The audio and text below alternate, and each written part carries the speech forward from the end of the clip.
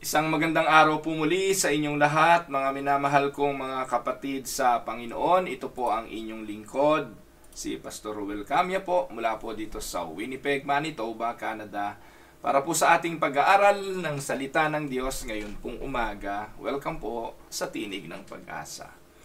Araw po ng Thursday at ang atin pong pag-aaral ngayon ay pinamagatan ko pong Wanted, Credible, and Authentic Leaders. Mga minamahal mga kapatid, humingi po ako ng paumanhin kahapon at hindi po nakapag-broadcast ang inyong lingkod. Meron lamang pong mga importanteng bagay talaga na hindi maiiwasan na gawin ng inyong lingkod, kaya po hindi tayo nakapag-broadcast. Salamat po sa inyong mga pasensya. Sa umaga pong ito, I hope nasa mabuti kayong kalagayan. Ang biyaya nawa ng Panginoong Diyos ang siyang patuloy na sumagana sa inyong mga buhay. Alam niyo po, ang usapin ng authentic leadership ay hindi lamang po sa panahon natin ngayon. Sapagkat maging sa banal na kasulatan, importante na ang isang tagapanguna ay hindi fake. Ano po? Ang isang tagapanguna ay totoo. Sa Biblia, maraming kwento ng mga bagay tungkol sa mga leaders na hindi nagpapakita ng kanilang authenticity, ng kanilang hindi pagiging totoo. One example ay ang parable ng Good Samaritan. Kung inyo pong maaalala, ang parable na ito, hindi ko na po babasahin at hahaba masyado yung ating pag-aaral, pero alam kong pamilyar kayo sa kwento ng Good Samaritan. Ito po ay kwento ng isang lalaking binugbog, ginulpe, at pinagnakawan ng mga tulisan at iniwanan po ito sa tabing daan. Sa tabing daan, makikita po natin ang ilang mga taong dumaan. Ang unang dumaan dito ay mga leaders. Una po ay ang priest. Siya po ay tagapanguna sa simbahan. Leader po ito ng simbahan. Pero nung nakita niya ang lalaking ito na nakahandusay sa tabing daan, ang sabi ng Bible, nag-iba siya ng landas. Sumunod po ay ang eskriba. Sila po ang taga-interpret ng batas, tagagawa ng mga tagapagpatupad ng mga panuntunan ng Judaistic religion. Sila po yung mga marurunong sa mga kautusan. Leader din po silang matatawag. Subalit katulad po ng naunang tagapanguna, nag-iba ito ng daan. So pinakikita po rito that their religion is not authentic. Hindi po iyon palatandaan ng authentic leadership. Sapagkat ang palatandaan po at bunga ng isang totoong relihiyon, ito ay nagmamalasakit. Ang sabi ng Panginoong Hesukristo, magkaiba ang shepherd na hired doon sa original at tunay na shepherd. May dalawang pastol daw yung pastol na tunay at yung pastol na upahan. Ang sabi ng Panginoon, yung mga pastol na upahan, kapag mapapahamak na ang tupa, ito'y tumatakas at ito'y tumatakbo. Sapagkat sila'y mga upahan. Subalit, ang totoong pastol ng tupa, ilalaan at itataya ang kanyang buhay para sa kanyang mga tupa. Huwag natin kakalimutan na sa panahon ngayon, marami po ang mga hireling, mga non-authentic shepherds. They are prominent sa kanilang mga relihiyon. Marahil sila'y sikat, marahil sila'y prominente at sila ang mayroong maraming crowd. Pero meron na nga ho ba talagang authenticity ang kanilang pagiging mga pastol? Pinaalala po ito ni Pablo kay Timoteo na darating yung panahon na maraming mga maglilitawang mga bulaan, mga hindi tunay, mga fake na mga propeta, tagapagturo. At sila'y makakagather ng maraming mga followers. Kaya nga mag-ingat pati na ang mga elect dahil baka sila ay madaya ng mga taong ito. So sa umaga pong ito ang ating titinan at ating pagbubulay-bulayan. Paano nga po ba masusumpungan ang isang tunay na tagapangaral? Ano ang kanyang mga palatandaan ng pagiging authentic? So, ito po yung ating punto, the theme of our study for today. We need to have a credible and authentic leaders sa ating mga simbahan. Sabi ni Paul sa 1 Corinthians 11:1 at sa 1 Timothy 4:12, mahalagang ating tingnan. Ang sabi ni Pablo sa unang Korinto, mga kapatiran sa Korinto ang kanyang kausap at ang sabi niya, "Follow my example as I follow the example of Christ." Ang tunay na tagapanguna ay nagiging dapat halimbawa ang kanyang pamumuhay at ang kanyang buhay ay gumagaya sa ehemplo ng ating Panginoong Hesukristo. Authentic leadership or authentic leader rooted from the example of the Lord Jesus Christ. At ito rin ang sabi ni Pablo kay Timoteo, "Let no one despise you for your youth, but set the believers an example in speech, in conduct, in love, in faith, in purity." And again, pinapaalala ni Pablo kay Timoteo na ang mga bagay na ito na dapat example sa buhay niya ay rooted sa example ng ating Panginoong Hesukristo. Magkaduktong po o magkadikit yung unang Korinto 11:1 at 1 Timothy 4:12. So, tingnan po muna natin at ating i-define. Ano po? According to the dictionary, ano ba ang kahulugan ng authenticity? To the dictionary, yung word na, unahin po muna natin yung word na credible. Ano ho? So, there are two words that we are going to discuss today. The word credible and authentic. So, mahalaga na atin tong mapagtugma at atin tong mapag-unawa. Unahin muna natin sa ating pag-aaral yung katagang credible. Sa dictionary, yung word na credible comes from the Latin word credo, na ibig sabihin yan, I believe. Ito po yung creed, yung pong ating sinasampalatayanan. No? I believe in God, the Father, Almighty, Creator of heaven and earth. Yun po yung Apostles' Creed. Inuusal po yan ng mga simbahan na naniniwala doon sa mga creed na ito. At nandun po yung mga sinasampalatayanan, sa English yan, I believe in God, the Father Almighty. Ang tawag doon ay creed. Yung credible or being credible, nanggaling po yan doon sa word sa Latin na creed. If something is credible, then it is believable. Naintindihan niyo po ba? Yung pong bagay na iyong pinaniniwalaan ay dapat ay credible. And if something is credible, hindi mo kailangang pagdudahan, it is believable. A credible witness is one whose testimony is trustworthy. Kapag ikaw ay makukonsider na credible witness, kailangan hindi ka fake. Kapag sinabing credible witness, talagang maaasahan at totoo yung iyong mga sinasabi. Dahil totoong naging saksi ka. Namasdan mo ito, naranasan mo ito, nakita mo ito o na-witness mo ito. So, His life and His word must line up together. Hindi po pwede na sinasabi mong nakita mo, iba naman ang kinukwento mo. Imposible yon na yung bagay na naranasan mo ay kakaiba doon sa mga ikinukwento mo. Dapat lagi na yung kinukwento mo, yung sinasabi mo, yung itinuturo mo, nagla-line up doon sa nasaksihan mo. So, iyon po yung word na credible. Ano po? Now, let us go now to the second word. The word authentic. Ano naman ibig sabihin yan? The word authentic, from the English word, comes from the Greek word authentikos. Authentikos. Na ang kahulugan naman ng authentikos ay ano? Conforming to the original. And this is what the Apostle Paul is saying doon sa 1 Corinthians 11:1, "Follow my example as I follow the example of Christ." If Christ is the original, I will follow the original. I will follow the authentic. And because I am following the authentic, you also need to follow my example. Nakuha niyo po mga kapatid.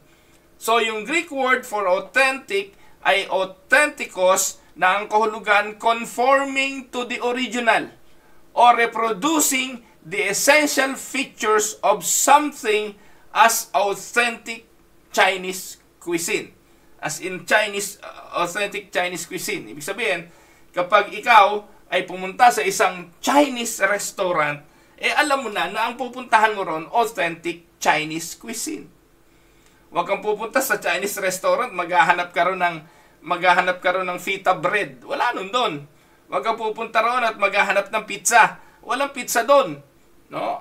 Ang pupuntahan mo sa authentic Chinese cuisine, Chinese food.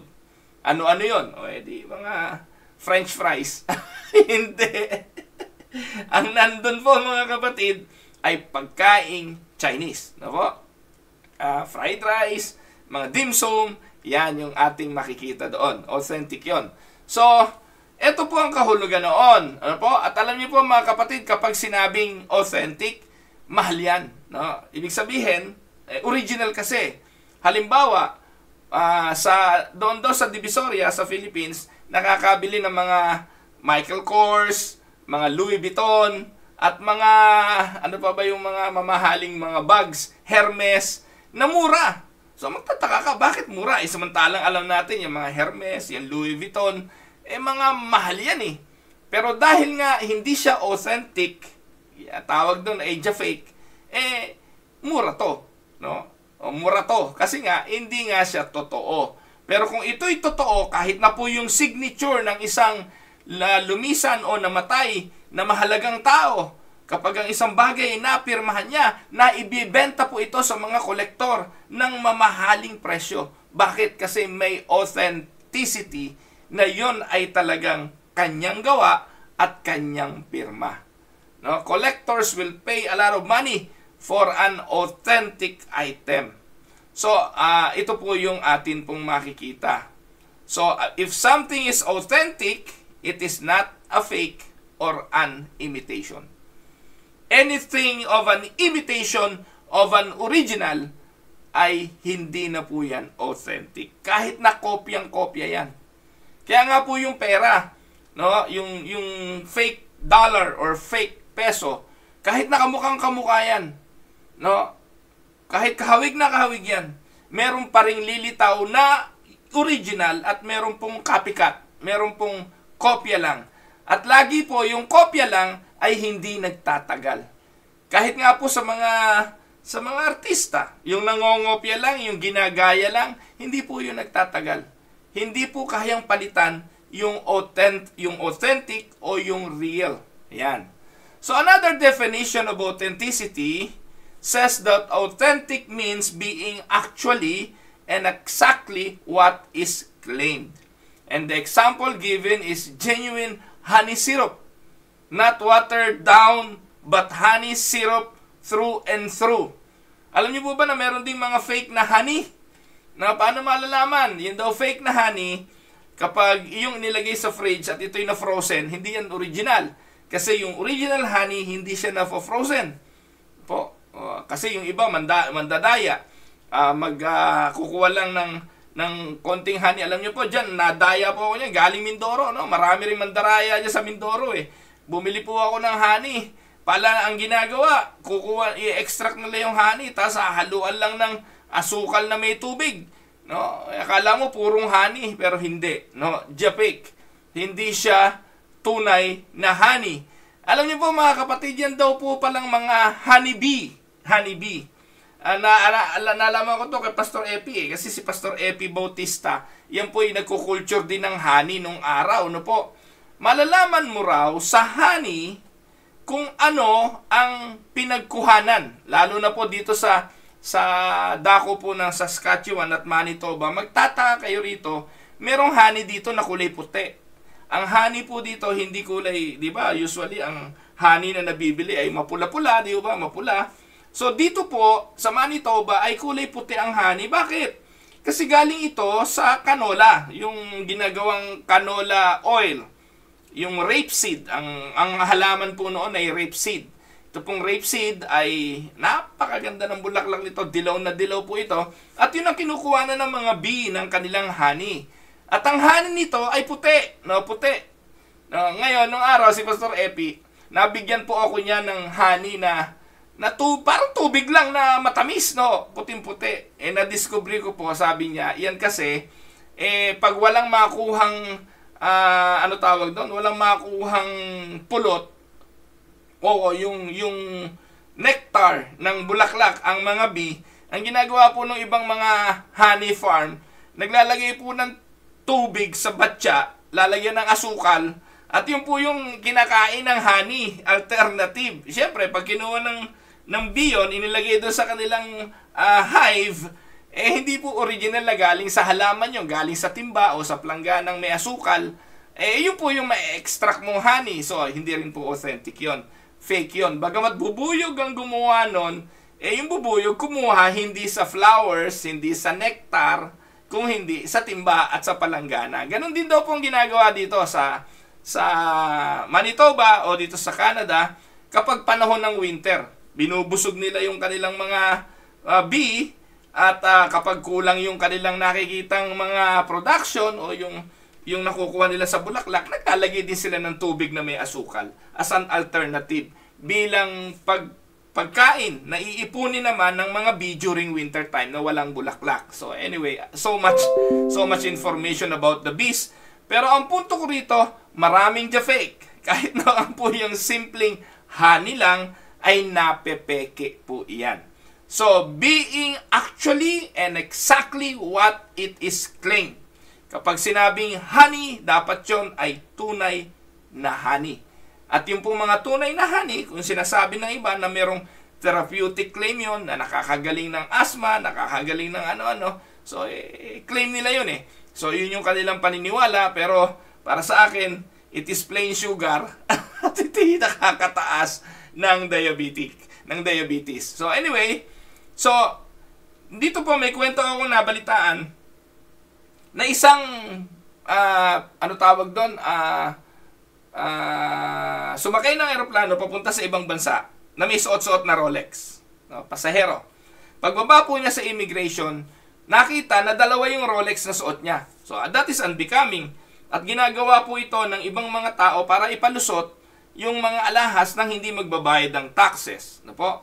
So, ipinagtaka ng immigration officer bakit dalawa yung Rolex niya, isang kanan, isang kaliwa. So, ang sabi naman ng pasahero, the one is real and the one is fake. Pero ang totoo, pareho po yung totoo. Parehong real, parehong authentic. Pero gusto lamang po niya na ilusot at ito ay huwag magbayad ng tax. So, tinanong ng officer, which one is the authentic and which one is the fake? Dahil wala naman ng pagkakilanlan halos parehas talaga, no po? So, wala nang choice yung tao, hindi ko na sasabihin kung anong bayan. Sabi niya, the left one is the fake and the right one is the authentic. Sabi ng immigration officer, okay, give me the fake one. Paglabas daw po, pagbigay ng fake one, kumuha ng martilyo yung immigration officer at pinagpupukpok yung relo na sinasabing fake. Biglang natulala yung may-ari ng Rolex sapagkat hindi naman yun fake at yun ay original at hindi niya akalain na pupukpukin yun ng immigration officer at babasagin. Pagkatapos sabi ng immigration officer, alam mo ba na bawal ang mga fake? Bawal ipasok ang anumang counterfeit, kaya binasag niya ang Rolex na yon. To his dismay, hindi naman yun fake, kundi yun ay original. At yun ay totoong Rolex. So, naikwento ko lang ito mga kapatid, kasi po, yung authenticity na ating pinag-aaralan ngayon ay magpo-produce ng tinatawag na credibility. No? Authenticity will produce credibility. In order to be credible means that you are believable. And to be authentic means that you are genuine and real, not a fake or a phony. So let us put the words together, and a credible, authentic leader is something who can be trusted because he is what he professes to be. Can we say amen to that? Meaning, he is real and what you see is what you get. Pinaka nakakalungkot na sitwasyon ang kalagayan ng isang mananampalataya na ikaw ay naandoon sa loob ng isang organisasyon na pinangungunahan ng mga phony, ng fake, ng mga unreal, not genuine, non-authentic leaders. Amen? Now, the next question will be, which come first? The chicken or the egg? Ano po bang dapat mauna? Dapat bang mauna ang credibility bago ang authenticity? So tayo po'y naniniwala, authentic must come first. If you are not authentic, you will not be credible. Mabibisto at mabibisto ka. Yun pong tinatawag na non-authentic leader. Pag dumating yung panahon, iiwanan niya ang kanyang pinangungunahan. Katulad ng sinasabi ng ating Panginoon na yung mga hired na shepherd, iiwanan ng sheep sa panahon ng kagipitan. But the authentic, real leader are credible, hindi yan mang-iiwan, lalo na sa panahon ng kagipitan. Amen? Alam niyo mga minamahal na mga kapatid, the greatest temptations leaders face today is a desire to be a superman on their congregation. Yung mga superman pastor, superman leaders, pinakikita yung kanilang supermanhood to their followers, perceived as perfect, flawless, impenetrable, and invincible pastor. Yung bang tipo na kayang gawin ang lahat, na para bang Kristo ang dating. Well, ang sabi naman ng Bible, wala naman tayong gagawin kung hindi ang example ng Panginoong Hesukristo. But I would like to tell you this, you can never be Christ. You can never be fully Christ in this side of the earth. Ang mabigat ngayon, pinoportray ng maraming mga fake na pastor na sila ang Kristo. To the extent na sinasabing sila talaga yung Kristo. Meron po tayong kilalang mga ganyan, na siya daw yung Kristo in the Gentile setting. Ayun, pinaghahanap ngayon yung Kristo ng Davao. At hindi malaman kung nasaan nagtatago. Dahil sa mga kaso ng pangmomolestya at kung ano-ano pang mga pang-aabuso. Lilitaw at lilitaw ang pagiging fake ng mga nagkiklaim na ito na they are leaders and authentic leaders of Christ. Authenticity will result into credibility. Amen?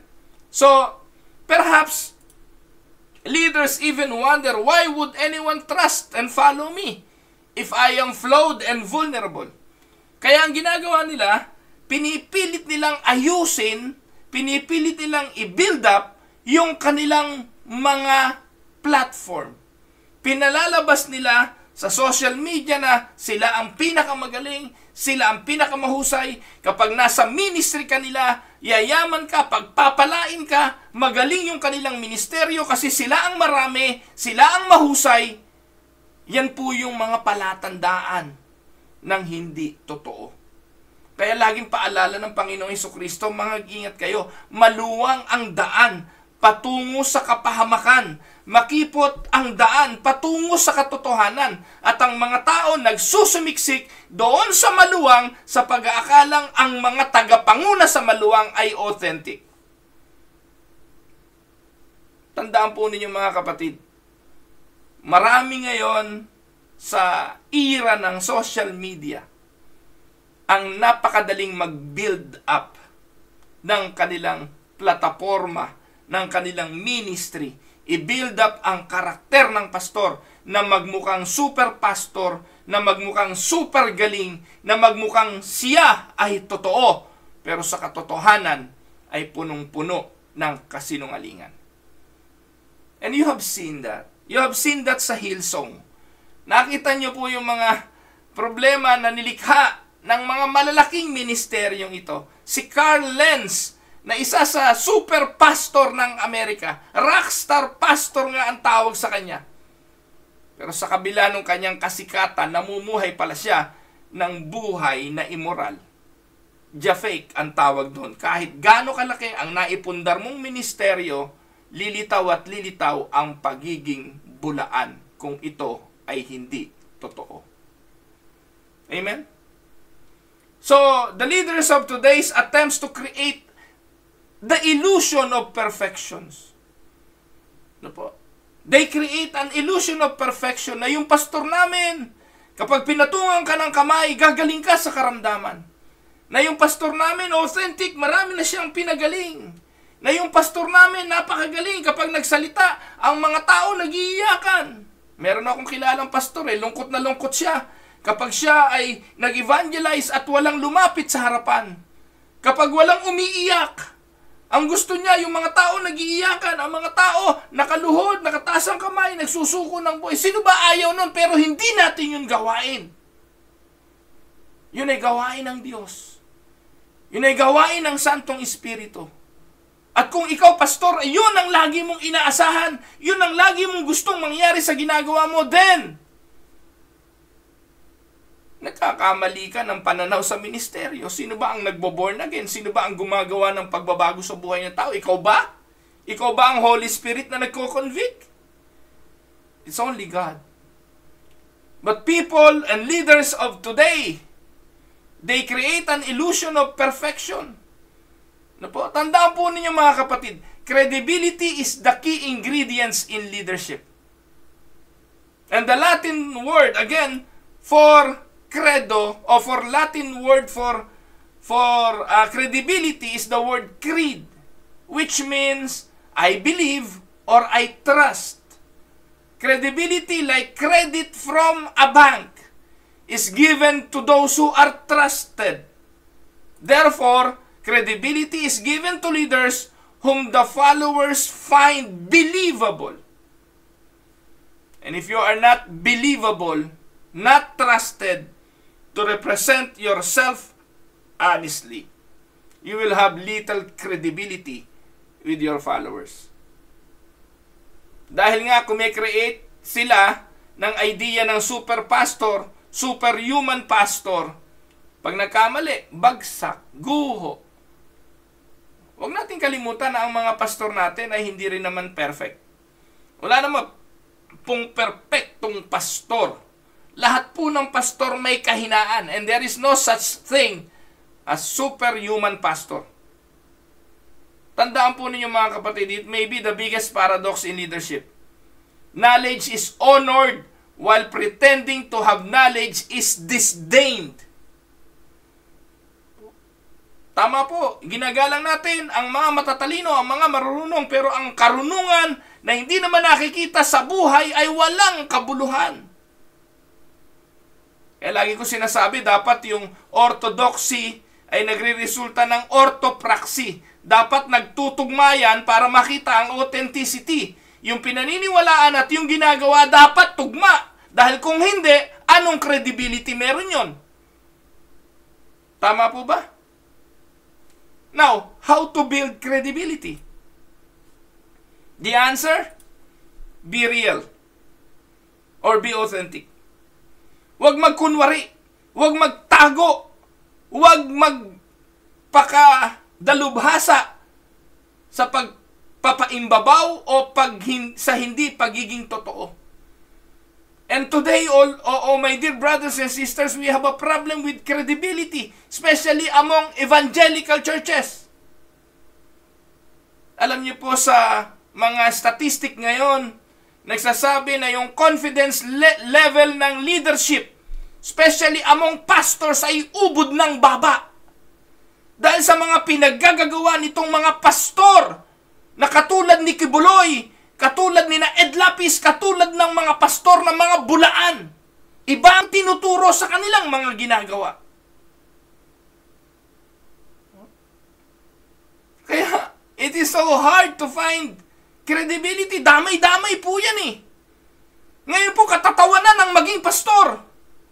Katatawanan ng maging pastor dahil ang akala lahat ng pastor katulad ni Kibuloy, na nasisiraan ng ulo, na sinasabing siya ang Kristo, na siya ang may hawak ng susi ng langit, kaya niya magpatigil ng bagyo, hindi ba nasisiraan na ng ulo yung mga ganon?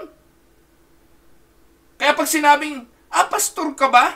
Ang tingin nila, nasisiraan ka na rin ng ulo, wala nang kredibilidad ang maging pastor. Dahil 2.5 na lang maging pastor ngayon. Ubod ng daling maging pastor. Nakapagturo lang ng isang Bible study, pastor na eh.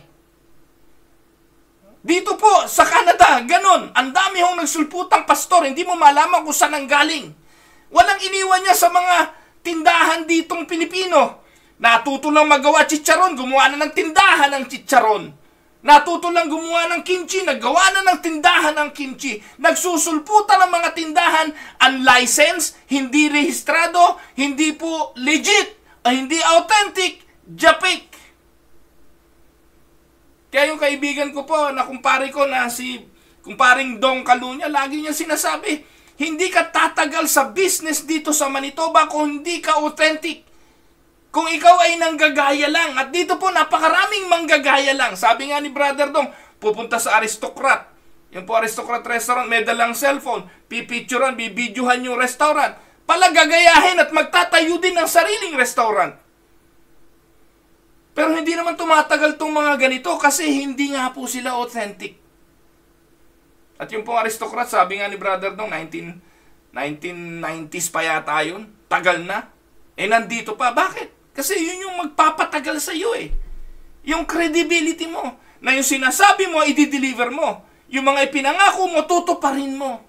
Ngayon, among Christian evangelical, napakahirap humanap ng credible pastor because many pastors doesn't have the authenticity. With the scandals involving ministers, it is not surprising that people look at spiritual leaders with a jaundiced eyes. Ano po? Alam niyo po yung jaundiced eyes or jaundiced eyes, yung mga matang mapanuri. No? Kapag sinabing pastor ngayon, nakakahiya na eh. Sa dami ng skandal. Hindi ba kayo nagtataka kapag pastor ang issue, paborito ni Tulfo yan? Kapag ang issue ay pastor, paborito ng mga reporter yan? Kasi hindi dapat napapabalita ng isang pastor bakla ng molestya. Isang pastor ay inubos ang pera ng simbahan. Isang pastor sumama sa kanyang sekretary. Isang pastor kabit ng isang praise and worship leader. Panahon pa po nung araw. Sina Sandy Pati, gano'ng kagaling niya sina Sandy Pati? Yang mga gospel singer nung unang panahon na kami mga bata pa. Pero ano ikinabagsak niyang mga yan? Yung sila habang nagpe-perform, sila habang kumakanta ng papuri, sila na habang mga nakataas ang kamay, sila na mga nandun sa harapan, ay mga namumuhay ng walang katotohanan at immoral.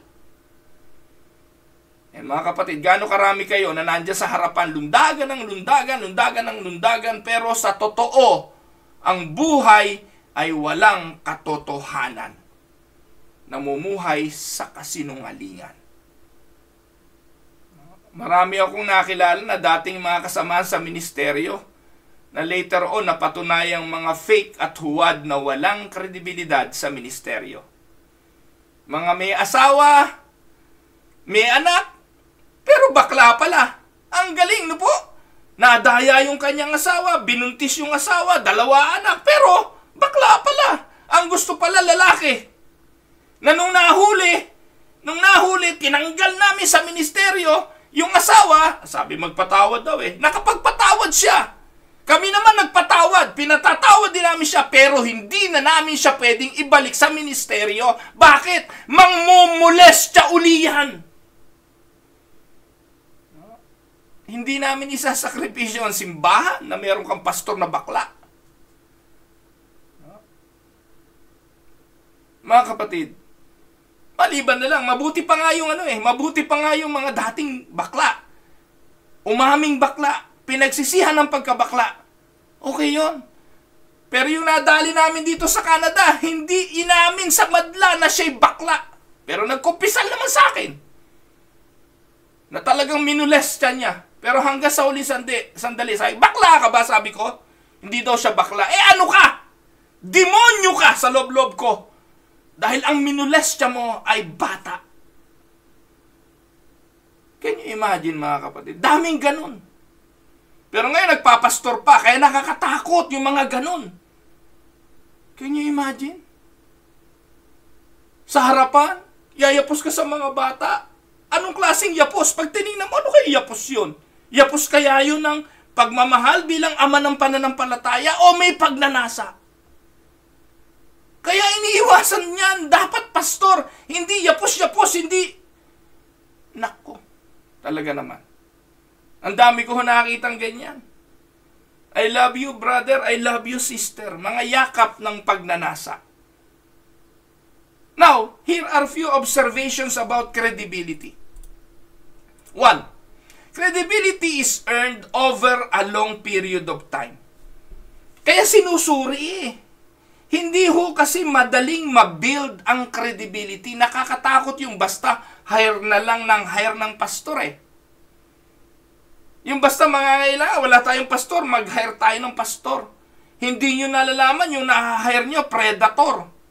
Hindi nyo nalalaman, hindi pala pastor, predator pala, mapagsamantala pala, na po, yung mga wolf in sheep clothing, na mga lobo na nagahaan yung tupa, tapos ilalagay mo sa position of leadership, patay ang simbahan. Kaya yung kredibilidad mahabang panahong tinatrabaho. Hindi ka nakakasiguro sa 1 taon, 2 taon, hindi mo agad nakikita ang puso ng isang lingkod ng Diyos. Pero tandaan po ninyo, kung authentic, makikita mo ang tunay na kredibilidad. Credibility is not about what you do or what you say. Credibility is about who you are on the inside. At napakahirap nitong madetect agad. Kasi napakaraming mga aktor, napakaraming mga mapagkunwari, napakaraming magaling mag-pretend. And take note mga kapatid, you cannot demand credibility. You cannot demand it. You cannot fool people closest to you forever.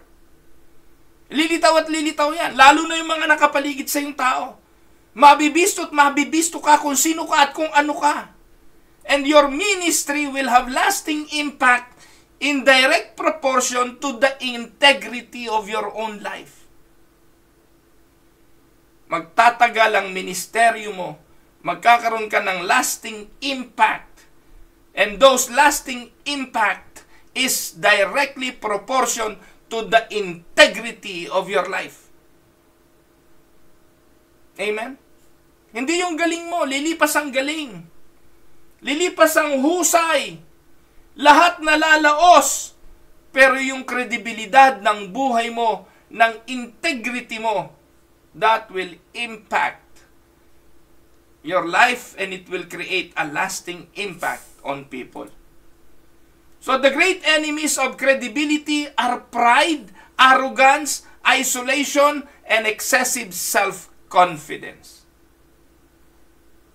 And ironically, the more gifted you are, the more successful you are, the easier it becomes to fake your way through life. Amen? Kaya mag-ingat kayong magagaling. Mag-ingat kayong mahuhusay. Mag-ingat kayong mga nag-aakalang kayo nakatayo, baka kayo ay mabuwal. And take note of this, credibility once lost, it's very difficult to regain. Lagi naman natin naririnig yan, gumawa ka ng 10 kabutihan. Isang kamalian lang, malilimutan yung 10. Ganun kahirap ibangon ang kredibilidad. Amen? Now, what qualities mark a person as credible or authentic leader? Anong mga qualities ang nagmamarka bilang ikaw ay credible o authentic leader? 1, there is supposed to be honesty. 2, willingness to admit faults. 3, consistency. 4, kindness under pressure. 5, accountability in the small areas of life. 6, willing to answer hard question. 7, quick to take blame, quick to praise others. 8, not taking yourself too seriously. Next, knowing your own limitations, not blaming others for your own problems. Confrontable, approachable, handling anger appropriately, Not offended when others get the credit you deserve. No need to brag. Those are marks of authentic and credible leadership. Yan po yung makikita nyo sa isang tunay at credible na tagapanguna. And there's another word for living like this. And we call it integrity. Ang authentic, credible leader ay may integridad. At kung pag-uusapan natin na integrity, there are men and women of integrity in the Bible.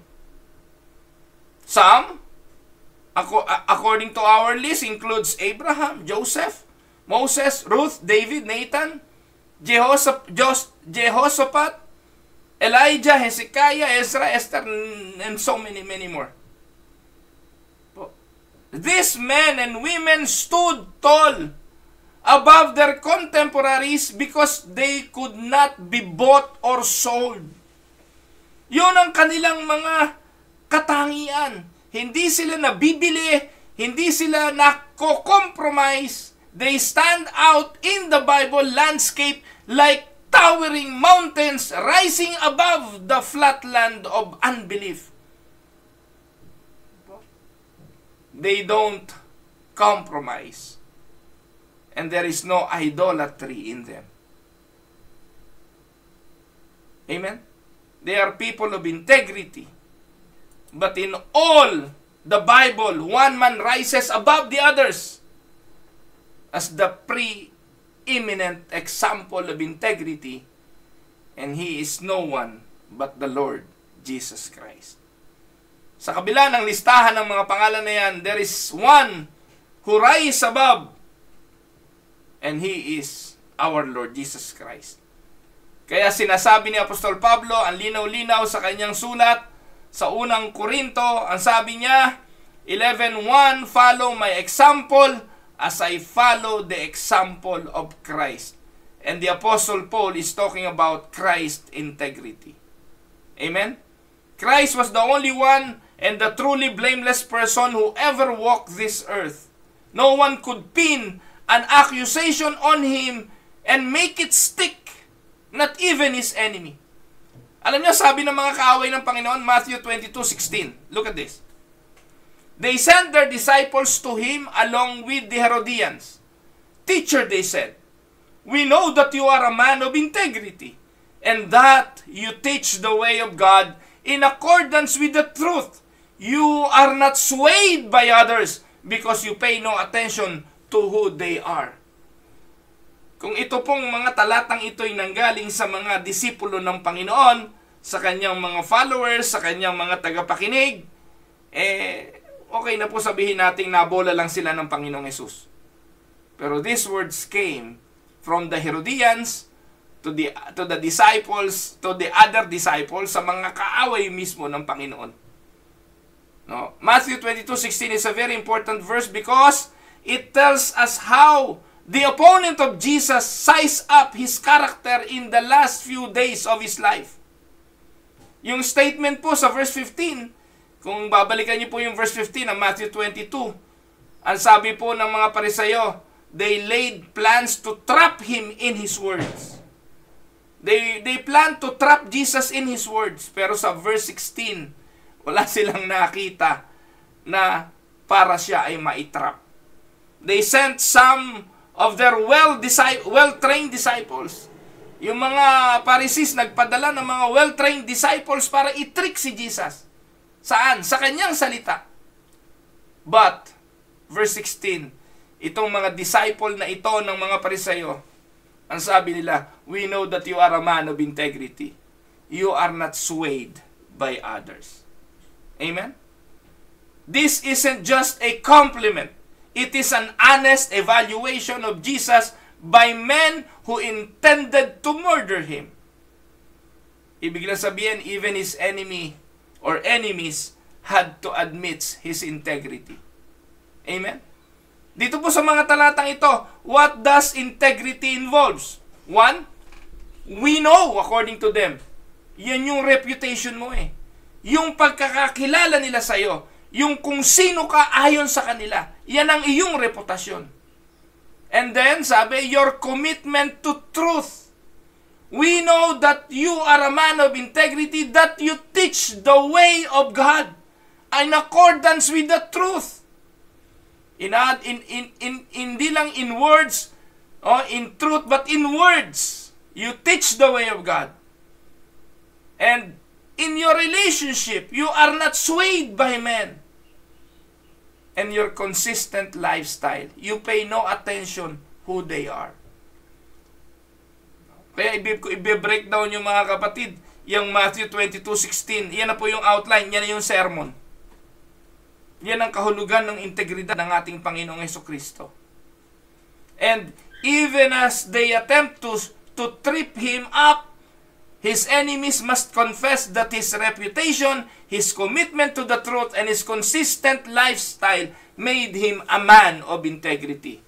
Kumusta ka kapatid? Kumusta ka pastor? Kumusta ka lingkod ng Diyos na nagsasabing ikaw ay tao ng integridad at kredibilidad? Are you following the life of the Lord Jesus Christ? And are you making Him as an example? Now, why is this important? Why is this important? Because if His enemies had anything on Him, ito yung panahon na sabihin nila na fake siya. Ito yung panahon na sabihin nila na Jesus has something in His own closet, a skeleton on His own closet, na ito na yung panahon para i-display nila sa mundo para masira ang kredibilidad ng Panginoong Hesus. But they have nothing against Him. They couldn't find any accusation on Him because Jesus was exactly what He seemed to be. His life matches His lips. His deeds match His words. His character backed up His claims. And that is a credible and authentic leadership. Amen? Now, punta natin yung tanong ngayon. What is a credible, authentic leaders? Isa-isahin natin mga kapatid. Una, a credible, authentic leader tells the truth even when it hurts. Ngayon, ayaw ng mga mananamba ng ganyan eh. Ayaw ng mga followers, ayaw ng mga Christians na sinasabihan sila ng mali. Ayaw nila makakarinig sa sermon ng mga masasakit.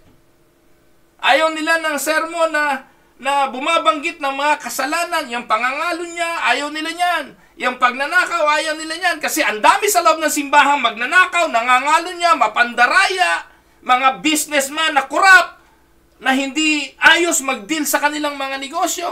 Wala kayong maririnig ng ganyang mga sermon ngayon. They water down the preaching of the word. Kaya ngayon, ano ang sermon? Mahal ka ni Lord. Mahal kayo ni Lord. Sa kabila ng lahat, mahal ka pa rin ni Lord. Hindi nyo maririnig yung wrath ng Diyos, yung parusa ng Diyos. At itong si Ed Lapis, na ewan ko kung saan nanggaling ang kanyang utak, pinalalabas tuloy na yung Diyos na magpaparusa, yung Diyos na si Yahweh na pupuksa sa kasalanan, na galit sa mga masamang gawain, pinalabas niya na yon ay hindi ang tatay ni Jesus. Na yung si Yahweh ay ibang Diyos. At meron siyang Diyos na loving, graceful, pag-ibig ang dala, at ito si El Elyon. Kung di ba nasisiraan ng bait yan si Ed Lapis? Pareho lang yung si Yahweh at si El Elyon. Ang Diyos ng pag-ibig ay Diyos din ng galit, poot, at pamumuksa sa mga bagay na masama. Nakuha niyo po mga kapatid? Kaya ngayon ang mga pastor katulad ni Ed Lapis, they are leaning and siding to what? To the God who is love. To the God na hindi nagpaparusa. Sa Diyos na hindi magdadala ng kaluluwa sa impyerno, to the point na ngayon, they are no longer preaching about hell. They preach about heaven and what heaven is like. And all of us will go to heaven. Mga kapatid, wala akong nabasang ganun sa Bible. Sabi ng Bible, we will all go to hell if it is not for the grace of God. Napakaluwang ng daan papuntang impyerno. Lahat tayo patungo doon kung hindi dahil sa habag at pag-ibig ng Diyos. Pero ayaw po yan ng mga tao, hindi yan ang gusto nilang marinig na mensahe, kaya hindi yan ang isinesermon. Ang mga sinesermon ngayon ng mga pastor na fake, love, healing, health, wealth, success in your career, yayaman ka, asenso ka, magtatagumpay ka, isa lang ang tema ng mga simbahan ngayon. Sa kagustuhang makaabot ng malaking miyembro, 1 milyon na miyembro, lahat ng propaganda gagawin para makapambola ng tao. Hindi kayo nagdadala sa mga tao sa Panginoon, nagdadala kayo ng mga tao sa kapahamakan ng impyerno. Kayo na mga pastor ni Satanas. Ang tunay na credible, authentic leaders nagsasabi ng totoo kahit masakit. Kaya masaktan ka na. Ngayon, kung aalis kayo at lilipat kayo ng ibang channel, wala ho akong pakialam. Pero ito pong tinig ng Pag-asa, magsasabi ng mga bagay na masasakit. Dahil ang sakit, magtuturo sa ating meron tayong sakit. Meron tayong sugat. At kung totoo tayo sa harapan ng Panginoon, ang sakit na ating narinig, magdadala sa atin sa pagsisisi sa ating kasalanan. Ganun-ganun si Nathan nang kinonfront niya si David. Ikaw yun, Panginoon. Ikaw ang mapangalan niya. Ikaw ang malupit. Ikaw ang mapamuksa. Pinapatay mo si Uriah. Kinuha mo ang kanyang asawa. Ikaw yun, Panginoon. Gano'ng kasakit yung kay David na propetang ito, sasabihan ka na ikaw ay masamang hari, ikaw ay mapangalo niyang hari, ikaw ay mamamatay taong hari. Pero dahil si Nathan ay walang itinatago, dahil siya ay authentic in the face of the king, sinabi niya kung anong totoo kahit ito ay masakit. Minsan sa takot ng pastor na masaktan yung pinakamalaking magbigay sa simbahan, masaktan yung naglilibre, masaktan yung nagbibigay ng ayuda, masaktan yung tumutulong sa kanyang financial, hindi niya isesermon. Okay lang sa kanya, masaktan yung mga walang pakinabang para sa kanya materially. Okay lang, masaktan yung mga maliliit na miyembro ng simbahan, yung mahihirap, pero wag na wag sasalingin yung mayayaman dahil mababawasan ang kanyang ayuda. Kaya maraming mga pastor naglilingkod ngayon, saan? Sa may pera. Yung nagbibigay ng gift card. Yung nagbibigay ng insurance. Yung nagpapatrip papunta sa abroad. Yon ang kanilang Panginoon. Pag yun ang gumawa ng kalokohan, hindi niya kayang sawayin. Sa dami na nang naitulong at naibigay sa kanya na ayuda. A man going through a bitter divorce committed a immoral sin, which if discovered might affect the disposition of the community property. Sa takot na malantad itong mga to, yung pastor, pagtatakpan na lang ang mga ito. Ganyan po nangyayari sa maraming leadership. Yung pastor nakapangmolestya, sa halip na sawayin, sa halip na disiplinahin, ay pagpapahingahin lang. Pahinga ka na lang muna, palamig ka. Paglipat ng ilang mga panahon, balik uli yung pastor na yon. Pastor na uli ngayon. Tandaan nyo mga kapatid, truth is the heart and soul of integrity. Truth is the heart and soul of integrity. Unfortunately, we live in a culture that has come to view truth as a disposable item. We tell the truth when it helps us. We shade the truth when we need to. And we lie if we have to. No wonder confidence in pastors and churches is at an all-time low. Ang kumpiyansa sa mga pastor, ang kumpiyansa sa simbahan ay ubod ng baba. Ano sabi ng Panginoong Jesucristo? John 18:37. You are a king then, said Pilate.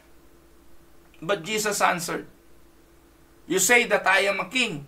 In fact, the reason I was born and came into the world is to testify to the truth. Everyone on the side of truth listens to me. Pinapaamin ni Pilato si Jesus, ikaw ang hari. Ang sabi ng Panginoon, ikaw may sabi niyan. In fact, ang reason kung bakit ako'y naparito at ipinanganak ay para magpatotoo sa katotohanan. At sino mang nasa katotohanan ay makikinig sa akin. So tandaan po ninyo, a credible, authentic leader tells the truth even when it hurts. Kaya ang Panginoong Jesucristo sa harapan ng mga Pariseo, nasabi niya, kayong mga ulupong, kayong mga kampo ng demonyo, kayong mga pinaputing nicho, kayong mga ipokrito. Those are the words of the Lord Jesus Christ. Ngayon, masakit ba yun o hindi? Sabihin nyo, hindi. Ano pa sasakit doon? Sabihan kang ulupong ka. Sabihan kang ipokrito ka. Sabihan kang nichong pinaputi. Malinis sa labas, bulok ang loob. Can you imagine those words? Ngayon, ang Panginoon ba ito mahimik at hindi sinabi yung mga bagay na sinabi niya? Kasi yung credible, authentic leaders, sasabihin niya ang totoo, kahit makasakit. Pero madalang na ho yung ganyan ngayon eh. Sa takot na mabawasan ng sweldo, sa takot na baka next year ilipat ng destino. Kaya bait-baitan na lang tayong lahat mga pastor. Bait-baitan, sunod-sunuran, pero sa dibdib nagpupuyos ang paghihinagpis at ang pagre-rebelde. Napakahirap naman maging puppet ng simbahan. Maging puppet ka ng isang elder na mas marunong pa kaysa sayo, o ng isang leader ng simbahan na mas marunong pa sa'yo, kulang na lang siya magbigay ng sermon sa'yo at ito i-sermon mo. Maraming pastor na ganun. Susunod lang kung ano sabihin, ano pong gagawin ko? Para kayong mga tuta na walang mata, kung saan kayo itulak, doon kayo susunod. Hindi pastor ang tawag dyan. Mga alipin kayo ng simbahan. Na itong mga taong ito na nagpapatakbo sa inyo, nagpapasunod sa inyo, ang inyong Panginoon at hindi ang Panginoong Jesucristo. Mahiya kayo sa inyong mga buto. Now, anong pangalawa? What is a credible and authentic leaders? 1, tells the truth even when it hurts. 2, keeps his promises. Dito malalaman mga kapatid ang totoo o hindi. Yung bang mga pastor na walang mga backbone na tindigan yung kanyang mga ipinangako. Anong sabi ng Psalms 15 verse 4? Who despise a vile person but honors those who fear the Lord, who keeps an oath even when it hurts and does not change their mind. Mga minamahal na mga kapatid, yung titindig ka kahit alam mo na hindi popular yung tinindigan mo. Yung magsasalita ka kahit mawalan ka ng boto. Yung sasabihin mo, yung totoo kahit hindi ka paboran. Palatandaan yan ng credible and authentic leader. Kakalungkot, ang dami pong magaling sa pagbibuild up lang ng kanilang mga panlabas na karakter. Para i-build up yung kanilang pangalan. Ayaw nilang madudungisan. Ayaw nilang may masasabi. Mga kapatid, magsabi na kayo kung ano gusto niyong sabihin. Basta nakatayo ako sa katotohanan, wala akong pwedeng katakutan. I will speak the truth and I will keep that promise. Amen? Ecclesiastes 5:1-7, ano sabi? Mahaba-haba ito. Sabi po diyan, guard your steps when you go to the house of God. Go near to listen rather than to offer the sacrifice of fools who do not know what they do wrong. Do not be quick with your mouth. Do not be hasty in your hearts to utter anything before God. God is in heaven and you are on earth. So let your words be few. A dream comes when there are many cares, and many words mark the speech of a fool. Verse 4, when you make a vow to God, do not delay to fulfill it. He has no pleasure in fools. Fulfill your vow. It is better not to make a vow than to make one and not fulfill it. Ang tawag po sa mga nangangakong hindi tinutupad ay fool. Do not let your mouth lead you into sin. Kasalanan po yung mangako na hindi tutuparin, ayon dyan sa verse 6. And do not protest to the temple messenger, my vow was a mistake. O yung kalauna, sabi mo, hindi, nadulas lang ako, hindi ko talaga pinangako yan, kunwari lang yun para maka-challenge sa iba. Hello? Why should God be angry at what you say and destroy the works of your hands? Much dreaming and many words are meaningless. Therefore, fear God. Mga kapatid, this has some very practical implications. And such, keeping your appointments, arriving at work on time, paying your bills on time, not over-compromising to get an order, telling the truth about your product, refusing to exaggerate, abiding by the terms of contract, etc., etc. Staying within your budget, remembering her birthday, etc. Yun yung mga bagay na yan. Yan ang example, mga practical implications. Kapag sinabi mo, gawin mo. Alam niyo po mga kapatid, kung meron akong kinatatakutan, yung palang speaker ako, tapos nalimutan ko. Yung palang inaasahan ako na nandun ako, tapos wala ako. Kaya alam niyo pong ginagawa ko, naipakita ko na ito sa inyo kahapon. Iyan po ang aking kalendaryo. Ayan. Lagi po yung puno. At kapag wala kayo sa aking kalendaryo, huwag ninyo akong asahan. Because I keep my appointments. Marahil pag hindi ko po nagawa, talaga na lang hindi ko po talaga naitala. At yun, inihingi ko ng tawad. But no excuse mga kapatid. No excuse. Pag nangutang ka, at darating ka naman talaga doon sa kasalatan, bayaran mo.